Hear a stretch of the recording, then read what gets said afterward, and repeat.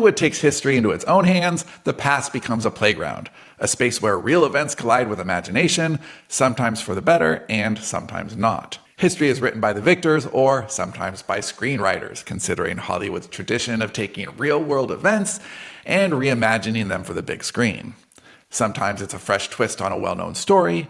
Other times, it's an outright reinvention that makes us wonder, did that really happen? Hi, I'm Sean Platt, storyteller and lifelong movie obsessive. Today, we're diving into Hollywood's fascinating love affair with rewriting history. From fantasy-fueled revenge stories to films that hide the industry's dirty secrets, we'll explore why the past is the ultimate canvas for storytelling. Why does Hollywood rewrite history?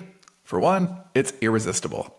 Real-life events are packed with drama, intrigue, and high stakes already, but they don't always come with satisfying endings. A good storyteller knows how to reshape history to give us something more cathartic, compelling, or provocative. In Inglourious Basterds, Quentin Tarantino doesn't just rewrite history, he sets it on fire, delivering an explosive revenge fantasy where the oppressed become the heroes of World War II. Tarantino also transforms one of Hollywood's darkest nights into a revisionist fairy tale for Once Upon a Time in Hollywood, where flamethrowers and righteous rage rewrite the Manson murders into a triumph of what could have been. Sometimes rewriting history isn't about entertainment, it's about commentary.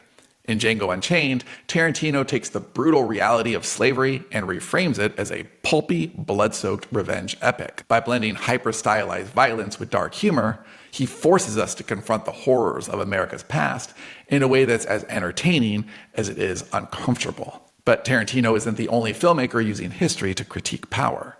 Steven Spielberg's Munich reimagines the events after the 1972 Olympic massacre, while wrestling with the morality of revenge and the endless cycle of violence it creates. Munich is a film that feels just as urgent today as the moment it portrays. Ava DuVernay's Selma retells the civil rights movement with a spotlight on the tension, humanity, and flaws within the movement itself. Her focus on Martin Luther King Jr. as a man, not a myth, challenges the simplistic narratives of heroism we often cling to.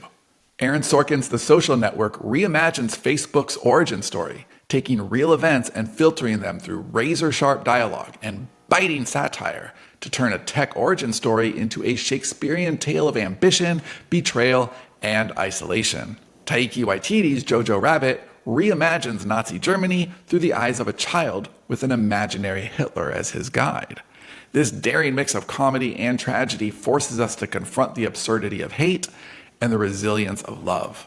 While Hollywood rewrites history for storytelling, it also rewrites its own past, often to hide its sins.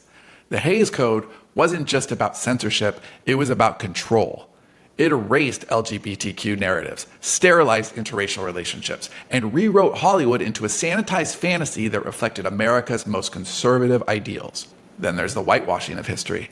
From The Birth of a Nation glorifying the Confederacy and turning propaganda into prestige, to The Last Samurai sidelining the Japanese characters it should have celebrated, the entertainment industry has rewritten history to fit its narratives, often at the expense of the truth. Hollywood rewrites history to entertain, but also to sanitize, to profit, and sometimes to perpetuate harmful myths. So when does rewriting history work? It works when it offers a fresh perspective. Hidden Figures brought the untold story of Black women at NASA into the spotlight, showing their essential contributions to the space race and finally giving some seriously overdue credit to stories that had been erased for far too long. It works when it challenges us. Spike Lee's Black KK Klansman blends real events with satirical elements that force audiences to confront the persistence of racism in America. But rewriting history fails when it exploits or distorts. Films like Pocahontas and The Patriot flatten complex, painful histories into overly simplified narratives that comfort instead of confront. Worse than simply rewriting history, they also erase its nuance. At its best, Hollywood's rewriting of history taps into our collective imagination. It asks, what if? And dares us to dream of better outcomes or to wrestle with uncomfortable truths. But it also reminds us of the power of storytelling, for good or ill. Movies shape how we understand history, even when they stray from the facts. That's why it's so important to approach them with curiosity, not just consumption. Filmmakers rewriting history wield incredible power, shaping how we understand the past and, in turn, how we imagine the future. Hollywood's rewrites can inspire, challenge, or mislead us. But one thing is clear, the stories we tell about the past will always shape who we become. So, when do creative liberties enrich a story, and when do they cross the line? Let me know your thoughts in the comments, and if you're a fan of stories that blend fact and fiction, check out Plot 147, a story about a screenplay so dangerous, it's been erased from history. Grab your copy below, and don't forget to subscribe for more storytelling deep dives. See you tomorrow.